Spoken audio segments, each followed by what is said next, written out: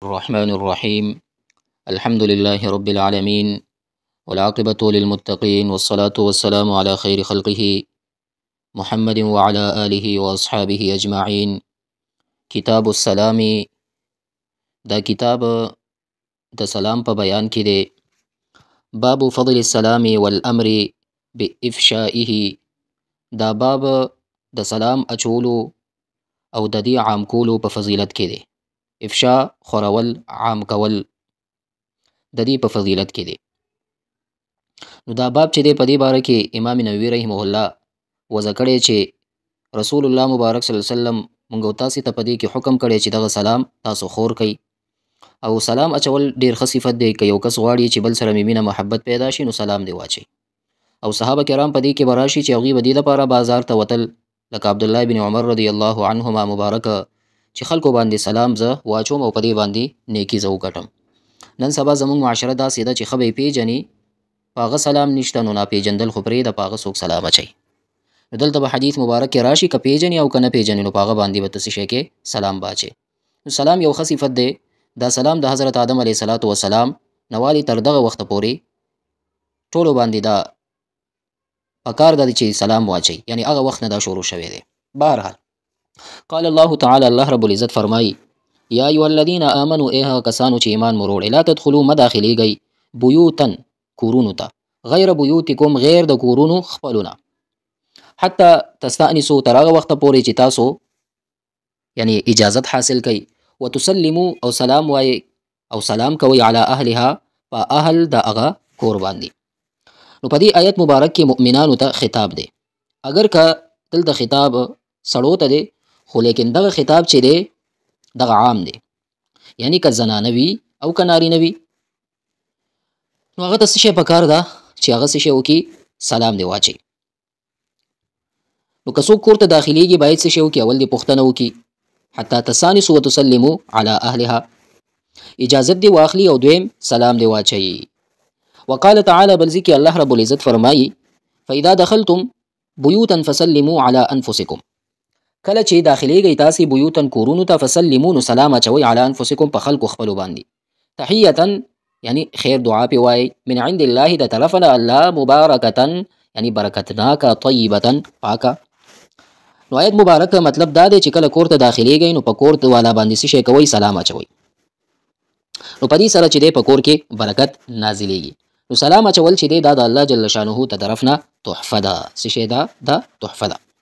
وقال تعالی، بل ځکه الله رب العزت فرمایي: واذا حييتم بتحيه فحيوا باحسن منها، واذا هر کله حييتم چې وکړی شي تاسو ته بتحيه سلام، فحيوا نو سلام جواب ورکړئ، باحسن منها په ښه طریقې د هغې نه، او ردوها او یا واپس کړئ هم هغه چې څه درته ویلي وي. یعنی کله چې په خپل منځ کې ملاقات کوئ نو داسې وایئ چې السلام علیکم ورحمت الله وبرکاته، او که څوک درته ووایي چې السلام علیکم نو ته ورپسې زیاتې وکړه، ورحمت الله وبرکاته هم ووایه. نو سلام جواب چې دی یا برابر ورکول پکار دی او یا د هغې نه غوره، لکه څنګه چې ما تاسو ووایي چې هغه ویل السلام علیکم ورحمت الله ته ووایه وبرکاته، او یا که هغه ویل السلام علیکم ورحمت الله ته مو ووایه وعلیکم السلام ورحمت الله. تعالی، بل ځکه الله رب العزت فرمایي: هل اتاک، آیا راغلی دی تا ته حدیث قصه ضیف د میلمنو ابراهیم، د ابراهیم علیه السلام، المکرمین عزتمندو یعنی عزتمند میلمانو، اذ دخلوا کله چې داخل شو هغوی علیه په هغه باندې، فقالو نو ویل سلاما، سلام دی وي په تا باندې. وقال ابراهیم علیه السلام مبارک فرمایل: سلام په تاسو باندې هم د سلام. نو د ابراهیم علیه السلام یعنی معزز عزتمندو میلمنو باره کې خبر دی، او میلمنو ته عزتمند ځکه وویلی شو چې دا فرښتې وو. د فرښتو صفت قرآن کریم کې ذکر دی، بل عباد مکرمون، خو دوی چې دی د انساني شکل او صورت کې راغلي وو.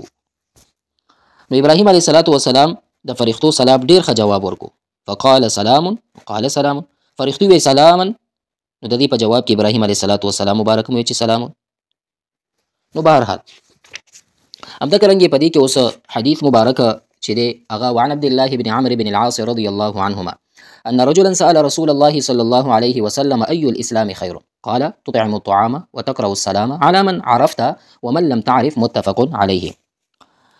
عبد الله بن عامر بن عاص رضی الله عنهما نه روایت هغه فرمایي چې یو کس رسول الله صلی الله علیه وسلم نه پوښتنه وکړه چې ای الاسلام خیر، چې په اسلام کې ټولو نه زیات غوره عمل کم یو دی؟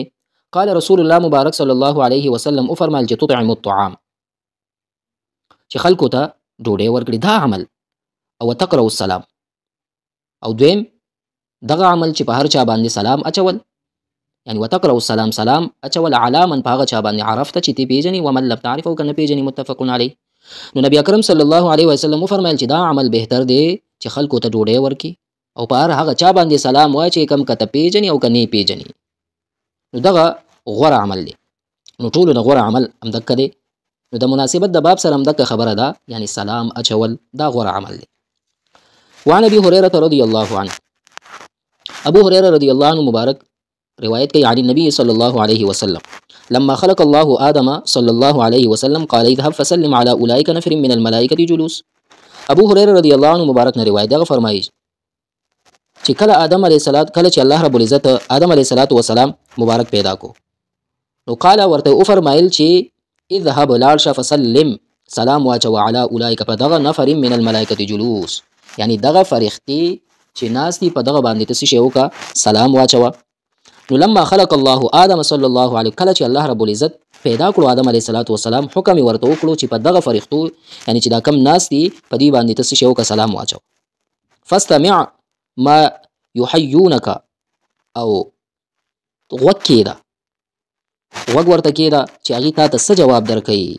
ما يحيونك فاستمع فإنها تحيتك وتحية ذريتك، نو هغه به ستا دپاره ستا د اولاد دپاره تحفه او ډالۍ وي. فإنها تحيتك یعنی ستا دپاره وتحية ذريتك ستا د اولاد دپاره، مطلب دا به ستا هم سلام وي او دا به سلام وي ستا د اولاد دپاره هم.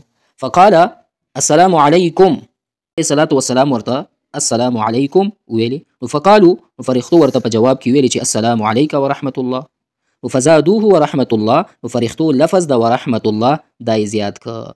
فإنها تحيتك وتحية ذريتك، دا بستا او ستا د اولاد سلام وي. نو دینه معلومه شوه د مسلمانانو دغه سلام چې دی امام مخکې تاسو ته عرض وکړو چې د آدم علیه السلام مبارک نه شروع دی، او یا هر آسمانی دین کې هم دغه طریقه وه. فزادوه ورحمة الله، نو هغې پس دغه جمله ورپسې زیاده کړه چې ورحمة الله. بهرحال نو آدم علیه السلام فرښتو ته سلام وکړو، نو سلام ډیر زیات فضیلت راغلی. نو دا د کم وخت نه شروع دی، نو تاسو په دې کې واورېدل په حدیث مبارک کې. همدغه رنګې وعن ابي عمارة البراء بن عازب رضی الله عنهما قال امرنا رسول الله صلی الله علیه وسلم بسبع. ابو عماره براء بن عازب رضی الله عنهما نه روایت دی، هغه مبارک فرمایي چې امرنا رسول الله صلی الله علیه وسلم بسبع، چې رسول الله مبارک صلی الله علیه وسلم مونږ ته اوه کارونو امر کړی دی. بعیادة المریض، د مریض پوښتنې ته تلل، واتباع الجنائز، جنازې ته تلل، او وتشمیت العاطس، رنجي جواب ورکول، ونصر الضعیف، کمزوري سړي مدد کول، د کمزوري مدد کول کاغه هر رنګي مدد وي، وعون المظلوم، او د مظلوم مرسته کول، وافشاء السلام، او سلام عام کول، وابرار المقسم، او قسم پوره کول. یو کس چې دی تا ته قسم درکه، یعنی قسم خوړونکي قسم پوره کول، دغه یعنی قسم یې درته وکړو چې تا دې قسم وي دغه وکړه، بس هغه ښه کار دی، شریعت موافق عمل دی، ثبت کار نه دی، نو هغه ورته پوره کا. متفق علیه حدیث دی، او دا مخکې هم تیر شوی دی، د دې وضاحت مونږه مخکې کړی دی. همدغه رنګې بل روایت په دې کې وعن ابي هريره رضی الله عنه قال قال رسول الله صلی الله علیه وسلم لا تدخلوا الجنة حتى تؤمنوا. ابو هريره رضی الله عنه مبارک راوی د حدیث دا مبارک فرمایي چې رسول الله مبارک صلی الله علیه وسلم فرمایلی لا تدخلوا الجنة، تاسو جنت ته دنه کېدی نشئ، او حتى تؤمنوا تر دې چې تاسو ایمان وروړئ، ولا تؤمنوا حتى تحابوا، تاسو مؤمنان جوړېدی نشئ حتى تحابوا تر دې چې تاسو خپلو کې مینه وساتئ، یعنی مینه مو نوي شروع کړئ په خپلو کې، نو هغه وخته پورې تاسو مؤمنان جوړېدی نشئ. اولا ادلکم علی شیء، ای تاسو ته ونه ښیم یو داسې شی اذا فعلتمو، کله چې تاسو هغه وکئ، نو تحاببتم، وخپلو منځ کې به مینه پیدا شي ستاسې. رسول الله مبارک صلی الله علیه وسلم وفرمایل چې افشوا السلام بینکم، عام کوي سلام په خپل منځ کې. نو د دې وضاحت موږ مخکې کړی، خو مناسبت د باب سره دغه خبره چې تاسو سلام خور کوئ. ګورئ که یو کس وایي چې زمونږه، یعنی که ته غواړې چې فلانکي کس سره زما مینه محبت زیات شي، نو ته څه عمل وکړه؟ عمل دغه وکړه، سلام پې اچوه. نو سلام کې دغه خاصیت الله رب العزت ایښی دی چې بل سړي چې دی اگر که تا سره څومره نفرت کوي نو هغه به تا سره محبت شروع کړي. نورو روایتو کې دا هم راځي نو هغې ته تحفې لیږه، تحایف ورته لیږه، نو مینه به پیدا کېږي. نو بهرحال همدغه رنګې بل روایت په دې باب کې وعن ابي يوسف عبد الله بن سلام رضي الله عنه قال سمعت رسول الله صلى الله عليه وسلم يقول يا أيها الناس أفشوا السلام وأطعموا الطعام وصلوا الأرحام وصلوا والناس نيام تدخلوا الجنة بسلام رواه الترمذي وقال حديث حسن صحيح. دلته ابو يوسف عبد الله بن سلام رضي الله عنه نه روایت دی. هغه مبارک فرمایي چې سمعت رسول الله ما اوریدلی رسول الله مبارک صلی الله علیه وسلم نه چې یقول فرمایي یا ایها الناس ای خلکو افشوا السلام، په خپل منځ کې سلام عام کوي، خور کوي، واطعموا الطعام او خلکو ته روټۍ ورکوي، وصلوا الارحام او صله رحمي کوي، خپل خپلولي پالئ، وصلوا والناس نيام او چې خلک ویده نو تاسو منځونه کوئ، نو تدخلوا الجنة بسلام، نو جنت ته به په سلامتیا سره تاسو څه شئ داخل شئ، تدخلوا الجنة داخل به شئ جنت ته بسلام په سلامتیا سره. رواه الترمذي روایت کړی امام ترمذي رحمه الله او فرمایي چې دغه حدیث چې دی دا حسن دی. نو په دې حدیث مبارک کې هم دغه راغلل چې افشوا السلام، سلام عام کوي. په بل روایت کې راځي په هر چا باندې سلام اچوي، که هغه پیژني او که نه، نو په سلام اچولو کې سلامتیا ده. څومره چې زیات سلام اچوي عمره به د الله جل شانه د طرف نه سلامتیا راځي. نو اطعموا الطعام، خلکو ته روټۍ ورکوئ، په عامو وختونو کې خلکو ته روټۍ ورکول سنت دي، او چې کله مخکې موږ ته دا تیر شوي چې اضطراري حالت پیدا شي نو بیا ورکول بیا فرض دي. وصلوا الارحام، دریم حکم صله رحمي ده، انسان باید د هر چا سره نیکي وکړي، او بیا خصوصي د خپل خپلوانو سره ډیر زیات ښه سلوک پکار دی. اگر که هغوی تا سره ښه معامله نه کوي بس ته بیا هم ورسره ښه معامله کوه. نو بهرحال همدغه رنګې اوس وګوره دا یو ډېر عجیبه روایت دی، تاسو به بار بار اورېدلی وي. ما مخکې په ابتدا کې تاسو ته یادونه وکړه چې ابن عمر رضی الله عنه مبارک به تلو بازار ته، نور مقصد به یې نه و، صرف مقصد به یې د سلام و، خلکو باندې به یې سلامونه اچول. نو د سلام اچولو په غرض باندې به بازار ته تلو. نن سبا مونږ وګورو ښه پیژنو به مخې ته به راشي سلام اچول نشته، هغه نفرت دی، بغض دی، کینه ده. بهرحال وعن الطفيل بن أبي بن كعب أنه كان يأتي عبد الله بن عمر فيغدو معه إلى السوق، قال فإذا غدونا إلى السوق لم يمر عبد الله على سقاط ولا صاحب بيعة ولا مسكين ولا أحد إلا سلم عليه. دلته طفيل بن أبي بن كعب رضي الله عنه نه روایت دی، هغه فرمایي چې زه عبدالله بن عمر رضی الله عنه مبارک په خدمت کې حاضر شوم، سحر وختي به زه ورسره بازار ته تلم. دا وایي چې انه کان یاتي عبدالله بن عمر، دا و مبارک یعنی راتلو به عبدالله بن عمر رضی الله عنه مبارک ته، فیغدو معه الى السوق، یعنی سحر وختي به هغه سره بازار ته تلو. نو قال فاذا غدونا الى السوق، او کله به چې مونږ بازار ته لاړو سحر، نو لم یمر نه به تېرېدو عبدالله بن عمر رضی الله عنه مبارک علی سقاط، سقاط ویل کېږي یعنی کباړي، نو نه به تېرېدو ولا صاحب بیع، او نه به خاوند کاروبار، ولا مسکین، نه به مسکین، ولا احد، نه به هیڅ یو، الا مگر تېرېدو به سلم علیه سلام به یې ویلو. نو ابی بن کعب رضی الله عنه فرمایي کله به چې مونږ سحر بازار ته لاړو، نو ابن عمر رضی الله عنهما کله به کم کباړي یا تاجر یا په کم غریب مسکین تېرېدو نو سلام به یې پې اچولو. قال طفیل رضی الله عنه فرمایي فجئت عبد الله بن عمر رضی الله عنه یوما، یو ورځ بیا زه عبدالله بن عمر رضی الله عنه په خدمت کې حاضر شوم. فاستتبعني الى السوق، نو ځان سره یې بوتلمه بازار طرف نه. نو فقلت له، ما هغه ته وویلې چې ما تصنع بالسوق، او ته په بازار کې څه شی کې، وانت لا تقف، او ته نه ودرېږي علی البیع باندې، یعنی مطلب ته څه لپاره راځي او ته خو هلته څه اخلي نه، ولا تسألو عن السلع، او نه تپوس کې سلع سامان باره کې، ولا تصومو بها، او نه قیمت مقرروي، نو ولا تجلسو فی مجالس السوق، او نه کینی د بازار په مجلسونو کې. واقول زه درته ویم چې اجلس بنا هنا ها هنا نتحدث، چې کینه دلته چې مونږه خبرې وکړو. فقال ورته وفرمایل چې یا ابا بطن، ای پلار د خېټې، وکان الطفیل، امام نووي رحمه الله فرمایي چې طفیل رضی الله عنه ذا بطن، خېټې والا یعنې خېټه یې غټه وه. انما نغدو من اجل السلام، بېشکه یعنې سحر وختي ځو مونږه من اجل السلام، سلام دپاره، فنسلمو چې مونږ سلام وکړو علی من لقیناه، په هغه چا باندې چې هغې سره مونږ ملاقات کېږو. یعنی مونږ بازار د څه لپاره ځو؟